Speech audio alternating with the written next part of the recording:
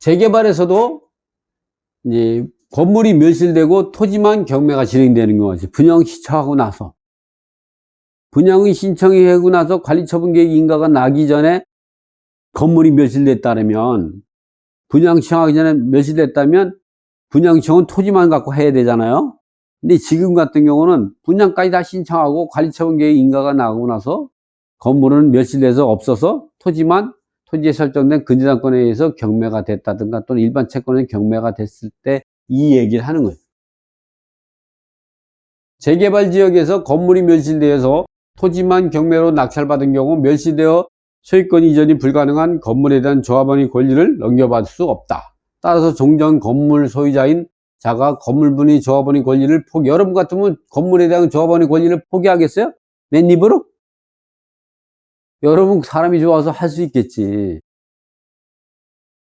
당연히 그 주장하게 되면서 추공동분양대, 추가부담금도 각각의 종전자산의 토지 지분에 대한 권리가에, 종전자산의 건물에 대한 권리가에 그 비율대로 추가부담금 납부하고 그 비율대로 신축 아파트에서 공동분양권자가 된다. 그 말이에요. 근데 여기서는 토지만 경매돼 가지고, 근데 이렇게 토지만 경매된 경우 건물이 멸실됐을 때에도 조합에서는 그냥 그 건물분까지 다 넘겨주는 경우가 있어요. 그런 경우 의외로 생각이 많아. 근데 그거는 편법이라는 거 알아야 돼요. 조합사무에게 넘겨주면 그냥 모른 척하고 가만히 있어. 한 놈만 잘 갚으면 되죠. 나중에 돌려달라면 주면 되는 거예요, 나중에.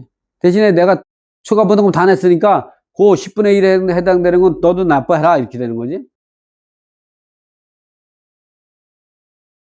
그래서 이게 땅만 경매가 된 거예요.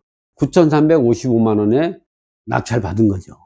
그때 이거를 낙찰받으면 우리가 생각할게, 이걸 낙찰받으면 이걸 낙찰받았다. 그럼 우리가 생각하기에 이 대지 지분만 소유권 취득자가 된다. 그러면 건물에 대한 소유자는 누구냐? 전 소유자다. 이 소유자는 낙찰자다. 여기다가 추가부담금, 이것도 추가부담금 생기고, 추가부담금을 제때 납부하지 않은 지연이자가 또 발생하고, 또 균등 불화대금 또는 시유지가 있다면 시유지 매입대금, 이런 것들이 추가되죠. 복잡하게 이거를 머리로 계산하지 말고요, 조합사무실에 물어보면 돼. 조합사무실 아예 그냥 정리가 아주 잘 돼 있어요. 이때 때면 이거는 몇 동 몇 호를 분양받을 아파트가 동호수까지 다 추첨이 다 끝난 거예요. 분양 신청하면 관리처분 계획 인가가 되기 전에 동호수까지 다 확정이 돼야 관리처분 계획 인가가 나는 거예요. 관리처분 계획 인가라는 거는요, 분양 신청한 단계에서 끝나는 게 아니라 동호수처까지 다 끝나서 그걸 확정시키는 걸 관리처분 계획 인가를 한 번에 끝나는 게 아니에요. 관리처분 계획 인가 변경 신청서도 두 번, 세 번 막 신청을 해요. 수천 단지다 보니까. 이 재개발로 건물이 철거로 토지만 경매로 되는 권리분석. 이 지역은 아파트, 마포구 아현 1지구 재개발 지역으로 2,000세대를 건립하는 곳으로서 재개발 지분이 경매로 나왔다. 이 아파트는 2014년 10월에 완공되어 예정이라 이때 입주가 가능하다. 여기서 말소기준 권리는 근저당 고양 새마을금고 2008년 10월 20일이다. 이 물건에, 이거는 건물이 멸실되어 있어서 대항력이 있는 임차인이나 후순 임차인 등이 없어서 명도는 문제가 되지 않고 재개발 투자의 가치가 높은 지역인데도 이렇게 낮은 가격으로 낙찰된 이유는 뭘까? 재개발 지역에서 건물이 멸실되어서 토지만 경매가 진행된 경우에는 건물에 대한 조합원의 권리를 넘겨받을 수 없다. 종전 건물 소유자가 건물에 대한 조합원의 권리를 포기할 가능성이 없기 때문에 추후 공동분양권자가 된다. 재개발 구역의 관리처분 계획 가액은 토지에 대한 감정평가와 건물 지분에 대한 감정평가 분리해서 평가하게 되는 이러한 토지와 건물 평가 금액의 합계가 종전자산의 권리가액이 되고, 이 종전자산의 권리가액이 새로운 아파트를 취득할 수 있는 자격이 얻어진다. 따라서 정상적이라면 신축 아파트의 등기 시에 관리처분 당시 종전 토지 지분과 지분에 대한 감정평가금의 비율도 공동 등기된다.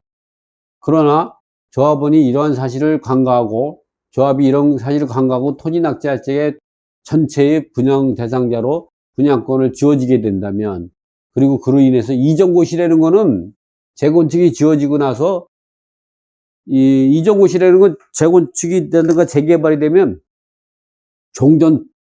이 조합원은 종전의 토지와 건물 갖고 투자해서, 그러니까 투자해서 새 아파트를 하는 거죠. 주식회사의 주주와 똑같아요. 그러면 종전 자산을 갖고 새로운 아파트로 환권해 주는 거, 권리를, 환권.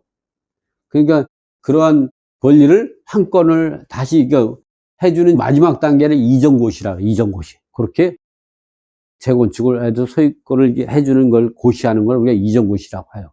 이전고시.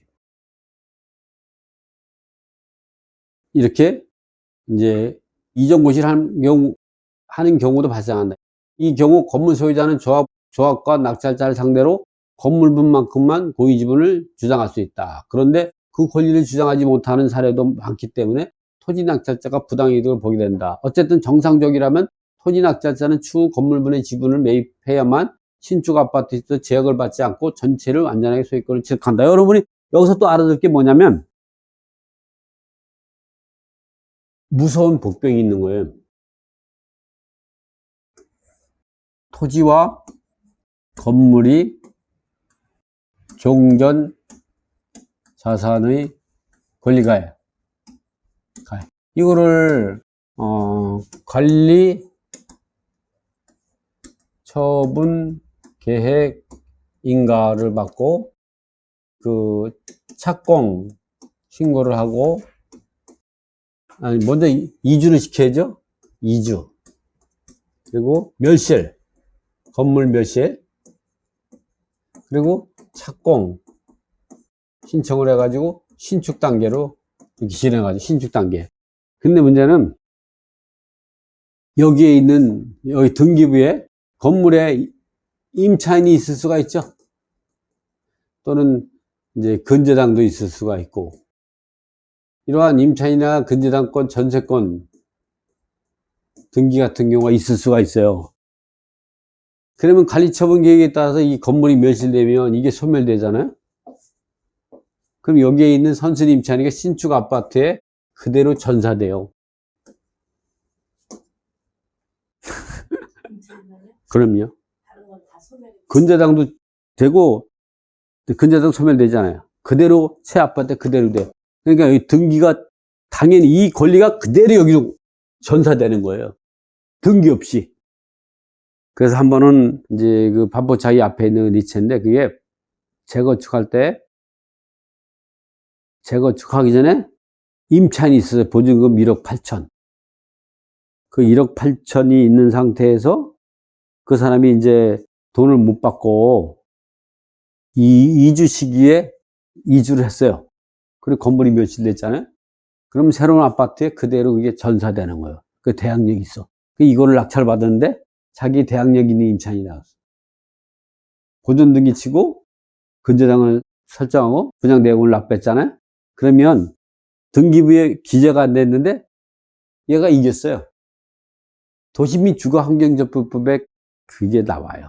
도시주거환경정비법에는 아파트가 재건축하기 전에 종전 아파트에 설정된 권리는 그대로 새 아파트에, 왜냐면 이거로 환권된 거거든요. 환권.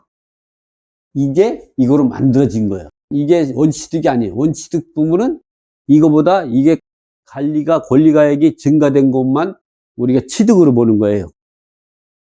그래서 그런 것도 생각해 봐야 돼. 이게. 그걸 잘못 보면, 우리가 알면 조심하게 되는 거예요.